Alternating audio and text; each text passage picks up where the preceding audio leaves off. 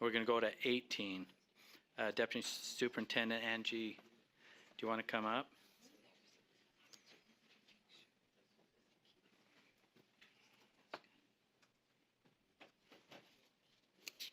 Thank you. I've posted a document on Board Docs that I actually updated this morning after you made your last motion during the discussion of leadership elections.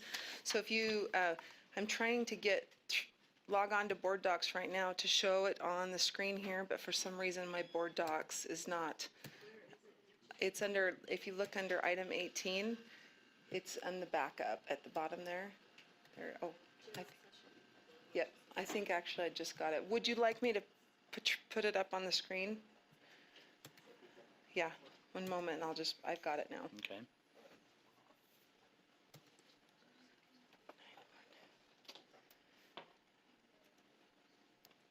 So what this document contains is a list of some recommendations for statutory changes that we would like to reach out to legislators to begin drafting bills on these topics. So you can see here the document's called 2018 General Session Request for Statutory Changes. If you go all the way to the bottom, you can see the 3 motions you've taken so far. I added the 3rd one today.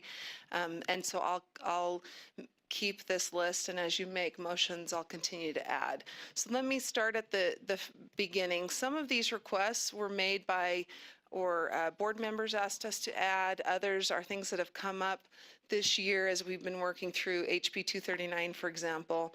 And actually, you'll see number 6 is one that Representative Susan Pulsifer brought to my attention and welcomed me bringing that to your attention today. So I'll start at the beginning.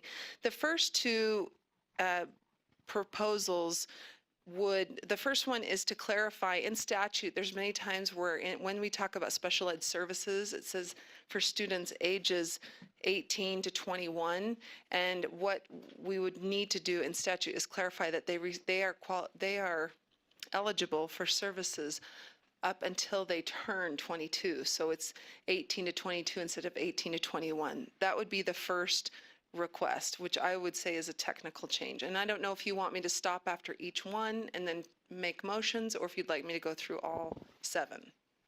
I think we're better off to do one at a time and have a little pause and comment and question. I'm not seeing any, so let's move to number 2. Okay. Number 2, as you may or may not know, in statute, it actually names the director of special ed, the special education section, specifically in code. There's only one other section director that is listed in code. That's your school land trust section director. In general, your directors or deputy superintendents, assistant superintendents are not listed in code. Because we had some reorganization and we're having some changes where we now have Assistant Superintendent Leah Voorhees, for example, who we're not going to be replacing that director position. We would recommend, there's a section which is 53A 15302, which states the duties of the director of special ed in this office. We would recommend that we just repeal that section and then roll those duties into the board's duties over special ed. That way it gives you as a board the ability to assign those duties to anyone of your staff, not give specific statutory duties to one position. Okay. Superintendent, would you add some? Yeah, I just want to clarify, it's not that we're not replacing the position. The position becomes the director position. In speaking with Director Gallo before she left, she was actually one that brought this to our attention, and I think Board Member Hansen did as well, that this was statutory, because for years on a flow chart, the director, it showed them in what would be a typical organizational chart, and they brought it to our attention that statutorily, this person reports directly to the board, and it seemed sort of odd that they were one off. So I know that Director Gallo at the time recommended that we get that changed so that it was more in keeping with other directors in the agency and allowed that director to be more collaborative with peers and not feeling like they were a direct report of the board. So that was the first impetus. And now with the reorganization, it just seems very timely that because it's not that we don't have a director, we just have named it a different way, and we don't want to be in conflict with statute. So it would be a good time to remove it.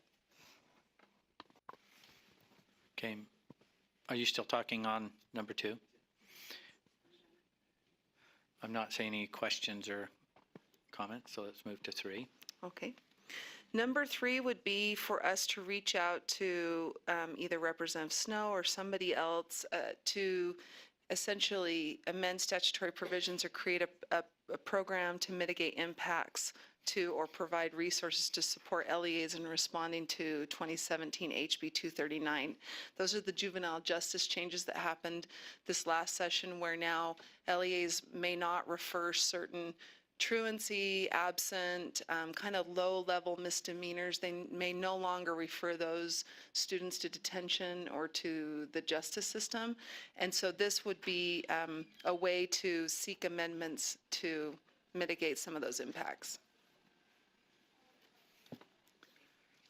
Board Member Lear? I would just like, I know some groups are working directly with Representative Snow, who know more about it than we do, and because they're implementers.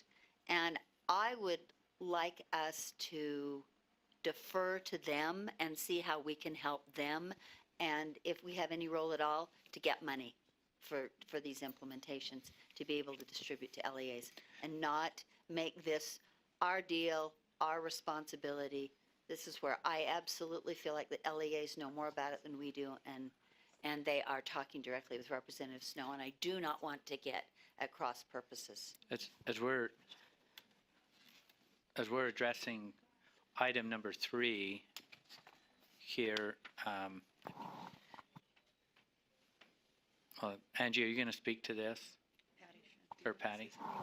Yes, we'd like to. Okay. So I've been working with HB 239 on the Education and Work Group Committee, and we have members of staff that have been working on it as well. We have superintendents and administrators. We have rural community, student advocacy services directors on the committee as well. With that, we've been working on some of those resources, and Representative Snow has been very open to what is it that we need here, and our local LEAs have really banded together to be able to say what types of supports that they would like to see from the state board, and whether or not we might need some FTE here to actually be able to administer some of those programs in a larger scale format. They felt that the economy of scale was better to be able to have someone here to administer some of those programs instead of having every single LEA have to come up with their own FTE and administering some. Part of this is to reduce, the main impetus of this is to reduce recidivism. And so the LEAs now have access to all of those support structures that they used to have access only through court-ordered ways of doing it. So it's really us being able to create those new habits of implementation or finding these supports for students, and that's what we need to create so that we're not at risk and our schools aren't at risk right now. Okay. Board Member Lear? And my point is that I want us to be supportive. I philosophically agree with this. I think it is dramatically underfunded, and I just want to make sure that this time, I've heard from certain LEA representatives that in the last process, and I know a lot of changes were happening, I'm not blaming anybody, but that LEAs felt like they tried to express their concerns and no one would hear them. I don't want that to happen a second time. So I just feel like we should be in a supportive role to this, about what do you need, what do you want, how can we help you, not telling them what to do. Okay. All right, please continue. Any other questions on number 3? Can I just ask a clarifying question? So when if a legislator reaches out to us and says, you know, Superintendent Dixon, Deputy Superintendent Norman, or Deputy Stallings, do you have some ideas, or could you work with LEAs on some suggestions? Do you want us to say no? Or, because we have had that, where legislators are what would you like our role to be? Do you want us to refer them to somebody in LEAs to work with them and then we support? Or would you like us as a superintendency to work with a representative. Okay, Board Member Lear? I'm just one person. I'm one board member. And so I'm telling you what I've heard and what I would prefer. I would just like to be, if it were up to me, I'd like to be very clear with whichever representative comes to you that the LEAs know more about this than we do. And we're here to be supportive, and we're here. So let's get 2 or 3 of them to have that discussion and meeting. And does that make sense? And I just feel like we do not know as much as they do on this, and this is going to be, Yeah. And that, we all want the same thing philosophically, but I fear the divisiveness and the concern that arises because there's not enough money for it. Board Member Hanson?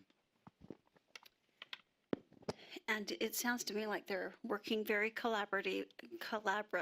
It is. Thank you. It's getting really late. It is getting late. You're working together really well.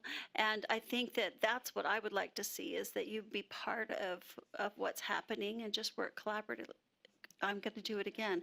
Work again together with everybody. And I kind of disagree with Carol. I agree that the LEAs see it from their perspective, but we've had people here in this office that were working on that bill with Representative Snow last year, so they actually have good history and know what was happening. And I think that it's helpful for them to be involved in, because they know a lot of what happened before. So I think it should be a collaborative effort. I think everybody can work together on it. Board Member Stokes?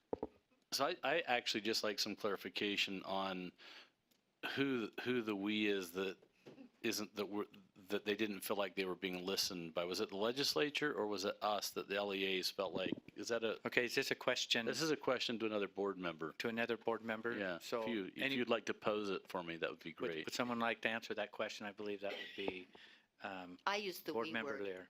Yeah. Would you like to? I did use the we word. Well, I don't know I- who it is. So. Yeah, and they were individuals who worked in LEAs, who do still work in LEAs. That's who felt like they were not listened to as the process went forward last year By who? by Representative Snow, and to some extent our office is Okay, the message okay. I've heard. So it was Representative Snow that was not us. But we also didn't say, yeah, we were with them. We just kind of kept moving along. Well, during is the what I legislature, heard. we're always with the legislature. Okay. Board Member Hanson, or Board Member Belknap, sorry. Hopefully I haven't forgotten my question. What's that? Hold on a minute, it'll come to me. I'm thinking, when Carol was talking, Carol, Chair, is it okay if I ask Carol a clarifying question? Yeah, but this is not normally what we should be doing on this. I'm not We're- sure she can, maybe someone else can Why clarify don't you ask it me the then. question? Okay, What the is your question? Chair, the question is the request coming for this bill or for overarching that we're handcuffing our staff? Superintendent, do you want to? Yeah, so this goes right back to Member Lear's point. We have had LEAs come to us and say, we feel like we need some changes. We have also observed the changes that we need as we've been working through the system. Staff members, including Deputy Norman, have been out all over this state doing training. Representative Snow really owns this bill, and he met with all sorts of constituency groups, and they did make their feelings known, and they may or may not have ended up in the bill. A lot of things did, a lot of things didn't. So they're all, the tricky wicket is all of the entities that are involved in this, and we're asking your permission as a board to say, we want to make some recommendations based on what we've learned this year to amend this current statute. That's what we're asking. Can we have your permission to go to the sponsor and say, we'd like these amendments made on behalf of what we've observed? Okay. My answer is yes, Well, as long as it's, well, sorry, right I now didn't we're, get quite recognized yet. any other questions on number 3 or comments? Okay, Angie, we're going to number 4. Yeah, the next request is to reach out to a sponsor to open a bill file to amend some general charter school governance and closure provisions and code, and potentially seek 3 additional FTEs in targeted areas to support charter school growth. And I know that's a very broad statement. We tried to start working through what the exact changes would be in statute that we'd be requesting, but I think that we'd really need to work with a drafter and start working through the bill to determine what changes those would be. But an example would be something that we as staff have been talking about. When you have a charter school closure, possibly having the authorizer have kind of a receiver that would come in and oversee those closures. And the 3 staff would have kind of a dual purpose. One would be to support the growth in LEAs we've had over the years. And now that we keep getting more LEAs to kind of buoy up, it's really, if you look at the bottom, you'll see it's in the areas of federal programs, finance, and then data, the IT sections, that those staff could go in and support the authorizer when they are closing the school, to be kind of the supports and making sure the federal program issues are taken care of, the IT data issues and the finance issues. And so I'm not sure exactly what that bill would look like today, and obviously, and as soon as we get some more details of what we would think that bill should look like, we would bring them to you for you to review first. But we would like your permission to go in and work with a legislator opening a bill file to work on those issues that staff have identified. I'd like to speak to this just a little bit because I've been involved in, and some other board members, we've been involved in some of the challenges is it's easy to onboard. It's easier to onboard a charter school, and it's very difficult to off-board one. Is that a safer word to say besides close one down? Or if something gets into trouble, as they're getting in trouble, and we're seeing this as a chronic problem, we do not have the resources in place to react and react and act and keep the school open over a short period of time, deal with the finance side, everything that's associated with running school. And if they're not doing that, they would be, those FTEs would have other functions, but we don't have a kind of a plan B or a rescue group that goes in and picks up the pieces while we have these challenges. So that's what this is all about. And we've, as a result of what we've been experiencing, and we perceive we'll probably experience again. Is that about what it is? Mm-hmm. I'm not seeing any other discussion on this. Would you Yes. want to move to 5? Number 5 relates to some issues that staff have identified related to the Carson Smith program. Number 1, there are some audit requirements, or internal control requirements related to the program that require work that our staff doesn't necessarily need, but there's some things we would like the internal controls to provide for that aren't in statute. So essentially to amend or replace the audit requirements that are currently in 53A1A 706, as well as there needs to be a clarification about a student's eligibility for a scholarship if and when, while the student is at the private school, they are deemed to be no longer qualifying for special ed services. So there's a 3-year requirement, as well as what happens if the student is determined to no longer be eligible for special ed services before those 3 years. We just need to clarify that also. So there are those 2 changes in the Carson Smith Scholarship Program. Any questions?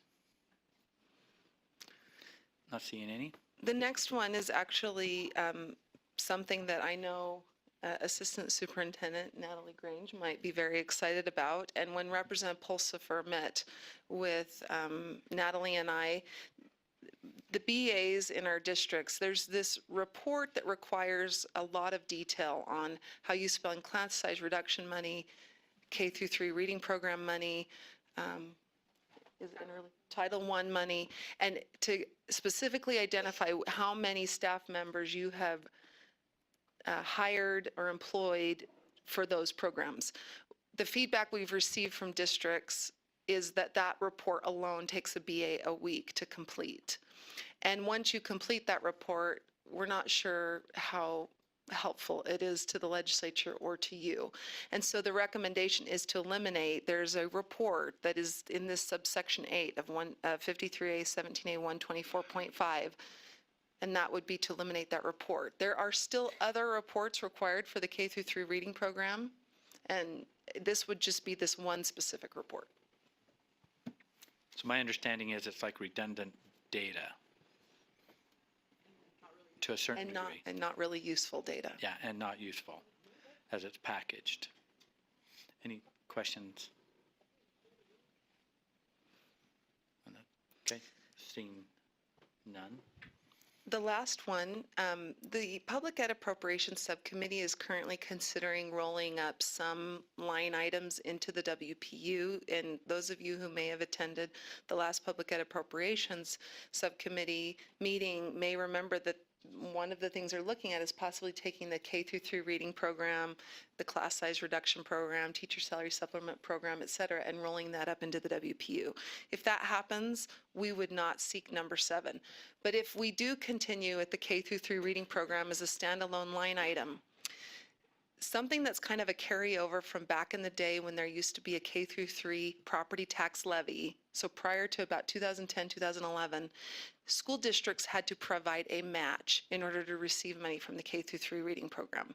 Charter schools do not. Once that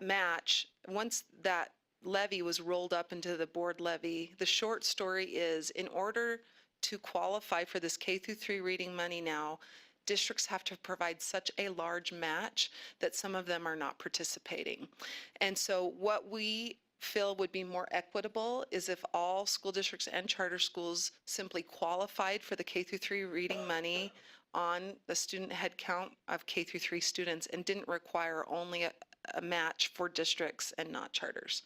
So that would be something we'd be seeking. Any questions? Board Member Reby.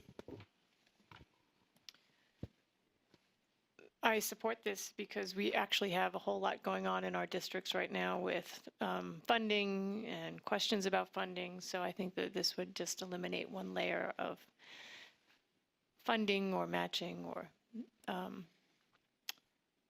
something that people could be a little upset about. So I think this is a great idea. Okay. Not seeing any other comments, Angie. Oh, yes, I do. Are we at the end of this list? Yes. Okay, so can I make some comments? You have the Okay. You have the floor, Board Member Stokes. So we had the conversation earlier about school buses. And I don't know whether or not that's something we have the power to address as a board or if the legislature needs to address that. But I think if we need to address it, or if the legislature needs to address it, we should put it on this list. The UHP and finance. Go ahead. Spencer, this does seem odd that we are given general control and supervision of public education. And it's clearly, I think it should be a state thing that we should regulate school buses. I don't know if districts can do that internally, and I think it's prudent. But I think whenever it happened, I even asked them this question point blank. No one really knows, but 50, 60, 70 years ago, whenever this really morphed, it was just given to UDOT. And so they've hired some Utah Highway Patrol people. But I don't know if they can, it is kind of an anomaly. We would have to hire and oversee technical qualified people to do this, maybe even hire the same people, I don't know. But it is seem kind of weird that it's like you're imposing this on UDOT when I think I would agree it should be with us. Well, maybe Spencer, what is your question regarding the buses? I'm not sure. Is it the color of them or? I'm just talking about the list. If there are legislative things we want to add to this list, I personally think this list here is more important than all of that BS we play with the budget stuff, that we have no, it's number 3, we're going to move up to number 6, number 4, we could put those numbers in a ping pong thing or in a bingo thing and pull those out. But I think there should be an ongoing list of legislative, as we go through the year, things we discover or we think about that ought to be changed or fixed so that we remember them. I'm just adding, if we need to do something with buses, it ought to be put on let me get through the rest of these. The other one is Can you this. do one at a time? Yeah, So, that's one. So one is bus, I don't know, what about the buses? What part of the bus thing is it that you want addressed? What's in statute? I don't know whether there is. I'm just saying who's in charge. And if UDOT's in charge, then fine, we'll get out of the way. If we think we should be in charge of school buses and making sure they meet safety compliance, then we ought to take it over. We ought to have the legislature tell us we can take it over. But if we're not, if that's just, these are just simply ideas to talk about to see if they need to have legislative fixes. Okay. One is the 2-year chairman thing. I really do think that could help with continuity, and I don't think it's scary to open this particular section of the code up as Carol does. Is it on there? Where is it? I added Oh, we it. already had it. Perfect. And then There. the third one is, I believe we have, in this state, I believe that because we allow bonding for buildings, and it's something that local districts have control of, and they go out to the general public and say they want to build buildings, because that bond money can't be used for anything else other than for capital infrastructure. I believe that's why we end up with Taj Mahal schools, because it's the only thing they can use that for. I would like to see us work in conjunction with the legislature and come up with other things that the bond money for capital facilities could be used for.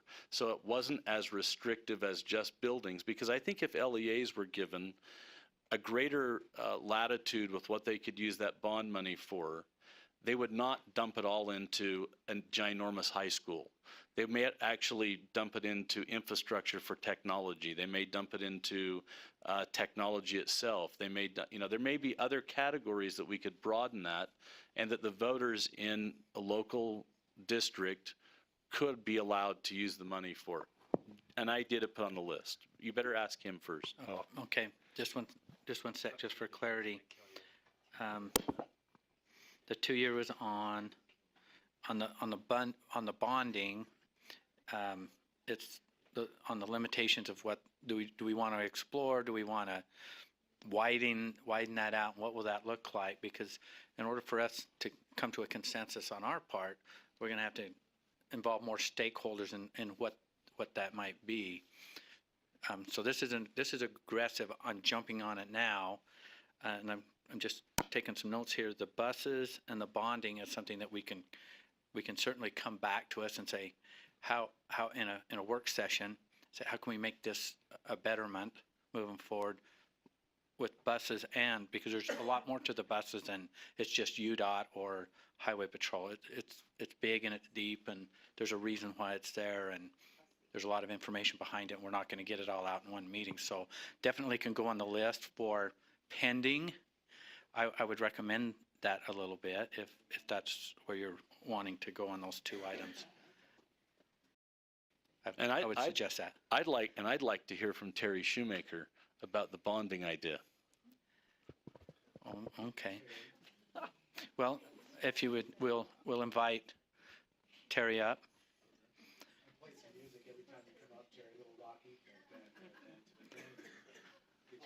Oh, you have a little more country on that. Terry Shoemaker with the School Board Association and Superintendent Association. I wish we'd have talked offline a little bit about this, Spencer, but now it's public here, so we'll have yeah, you are transparent. This is a couple of thoughts. One, everything about a school bond is local school board and that local community, everything.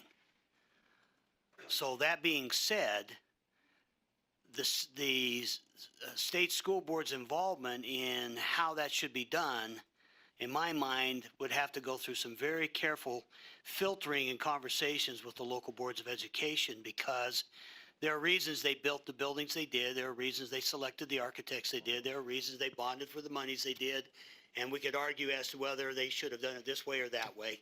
I would suggest that we have very strong conversations, multiple conversations, if this group wants to get in local bonding issues. I think it was further than that. It's on the capital, the limitations of what you can and can't do, Okay, that part of it. that part of it. I That think part of that's it where- also, I think that's again, where- I know we've had this conversation in different ways with the legislature as they've played with some funds that could only be used for capital purposes and then allowed it to be moved a certain way for a certain period of time.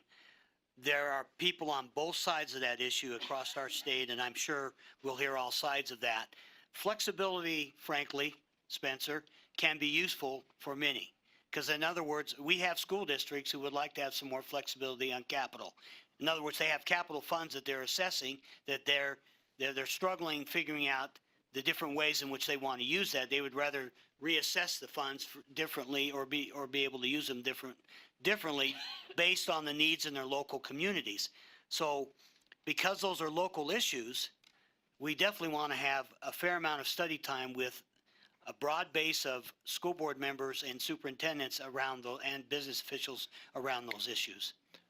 Board Member Stone. And I want to clarify, as is often the case, I'm misunderstood. I'm not saying that the state board is wanting to get involved in that. I want it to continue to be a local district issue. What I'm saying is that we could be advocates to help run or to go find a sponsor to add greater flexibility to how that bond money is used. And it still has to be voted on by the people. It still have to be go to the local districts. But we might be a catalyst to begin having And I that think discussion. that was an interesting conversation that a number of our boards would be interested in engaging in. Okay. Thank you. Anything else? So I'm going to bring the buses, I think because of that bus conversation, that we ought to bring that back just to enlighten the board on an information piece. We did get a piece in finance, but the people that were presenting didn't have like the whole story of the evolution of it started here for this purpose and this is how it is managed. Is there anything else to add to the list? I have one, and this came from our finance. I think, Board Member Wright, you were chairing that meeting where we wanted to know what statute and what we might have to do to change. Remember the insurance hike that everyone took a big hit on? Do you remember that conversation last month? Do you remember what the percent was? Yeah. What was the percent hike?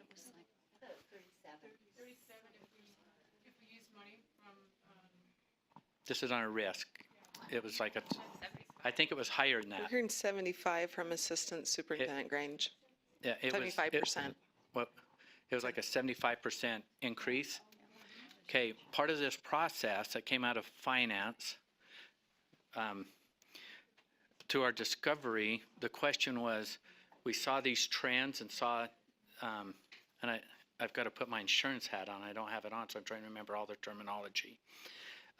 But basically, this claim history, and it was really ugly, and it goes back several years, but there wasn't any adjustment to the premium as it was happening, and then it was like, oh, here's just new reality. We got to have these funds, and then we get hit with it. I'm not complaining about that process, except for one part of it is there is a board that, or a committee or a board that's in statute, a committee that's in statute that meets and all this claim history, and they have these discussions. And from someone that self-insures, and we're in the insurance side on the company, to go that long and not react, little red flags went up, and somehow, and we talked about it, but we didn't take a motion on this.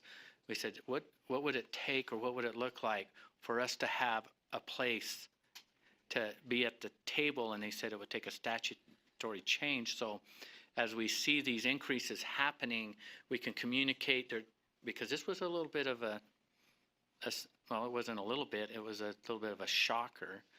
And, you have to pay it. And so we thought that, and so maybe my recommendation, if the board, that we put that particular statute on our list to see if we can somehow have it amended so we have a seat at the table. So can you add clarity to anything that I've just said? It was a loose end that I neglected to act on. Spencer inspired me. I got it, and I've just added it so that the legislation would add either a board member or either the superintendent or deputy superintendent Jones is a member of the risk management committee. And we can talk about who's the most appropriate once we get As we move that, forward. but to at least get a member of the board or USBE on that risk management committee. And then I'll add some, and did you want me to, I'm sorry, did you want me to add the school buses and bonding issue or hold on those two? Hold on those Okay. until we have, Okay. we'll put that in Okay. a study session to update us. Yes. I have one more and this one actually is fairly necessary and urgent. Without getting into too much detail, we need to sponsor some legislation to exempt the Board of Education from portions of the Budgetary Procedures Act. This would enable us to pay out the amount of our accruals to our LEAs without being subject to the budgetary controls of the rest of the state. That doesn't mean we would overspend. It just means that we'd have the ability to make those payments earlier. It would also enable us to access our carryover funds earlier. We already have discussed this with state finance, and they understand and appear to concur with the necessity of it, but we do have to have a statutory change. So we would need a legislator to sponsor that. Okay, so Can I add that? will you type that up on here? So any questions on Board Member Reeby? Did you have? It's a general question. So we have a task force right now called Eliminating Barriers, and so instead of having the whole board here, would maybe this fall under Eliminating Barriers? We could talk about it, discuss it, have a board recommendation, and this way we could bring that through that task force. So, I mean, I think that this is a great process that we're going through, but this would also be a way that we could streamline this meeting by using that task force to talk about those things. Is the task force, Board Member Reeby, is the task force aware of all of these items? I don't think, no, not Most. really. Maybe No? some of them. Some, but not all? Okay. But as we have discussed in the task force of eliminating barriers, we were discussing some of the things that might be helpful for us to hash out before we brought it to the board. So maybe this is how we could make this more fluid, by using that task force in this capacity. Oh, absolutely. So thank you for bringing that to our attention. So we do have a task force that Vice Chair Ellis chairs. So if we have any other ideas, like they just popped into my head, and also Spencer's, that let's send them to the task force. Yes. And I just offer that I support that task force as a staff person. So if you wanted to send your ideas to both Board Member Ellis and I could help track those for the task force. Okay. Okay. Board Member Stokes. So I see the task force and a list of legislative changes as two different things. I see a list that we're ferreting through and eliminating barriers of, that will result in some legislative changes that we come up with. But to send like the bond thing through the eliminating barriers, that doesn't seem to be. Doesn't eliminate It just seems to be on this list and not. So I think there needs to be two separate lists, because one is trying to find ways we can undo, problems that get between. I mean, I'd like to step out of the middle of it for sure and just have the legislature pass a law and the rule and the LEAs, and then you just have the middleman eliminated. Speaking of eliminating barriers, but I think it's two separate lists, personally. So can you separate those? Can you, no, you don't have to right now, but in the future, can we set, it still would be nice to have the legislative ask, but it'd be nice to be able to say what came from the task force that, Yeah. Yes, and how about, so a couple of these, I think as the task force members have mentioned, a couple of these I have floated by them first. And what I can do is, as staff provides me any additional requests for statutory changes above and beyond these 9 that we have here, I can, if we have a task force meeting before a board meeting, I'll bring those to them and they can start talking about them. Does that work? Um, Yeah. Do- Board Member Lisa Cummins, and then I see you, Board Member Lear. So Vice Chair Ellis, she can hear us, but I don't think we can hear her. She just let us know that, that on the 16th, we're meeting again, and so that we can discuss it then. So if, you know, anything that you get to us before the 16th would be great. And I would also say, now that I have the mic a little bit, if we, because we know of the conflicting language in some statutes, can we also bring, you know, 1 at a time, or, you know, 3 or 4 at a time, as we find them, bring that up as well and put it on the list as well? If we, yeah, we just have to agree to the list. Okay, did you have something, Board Member Bolter? Okay, Board Member Lear? And I just, this may not be the end of this discussion, but I just wanted to make sure I said thank you very much for this update. This kind of update is exactly what I appreciate and need to know which direction you're going and what kind of things you're starting to work on. And I just can't tell you how much better this makes me feel to have this background. So thank you. Okay, I'm not seeing anything else to act on. If there's actual changes, then we want to bring it for the board. So good. We don't need a motion to keep moving on these things. So, any other questions? Not seeing any. Thank you.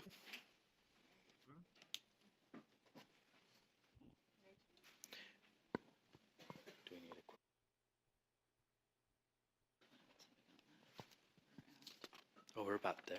We have a couple more items. I think we'll make it. We have a few more items I think we can get taken care of before we break or end.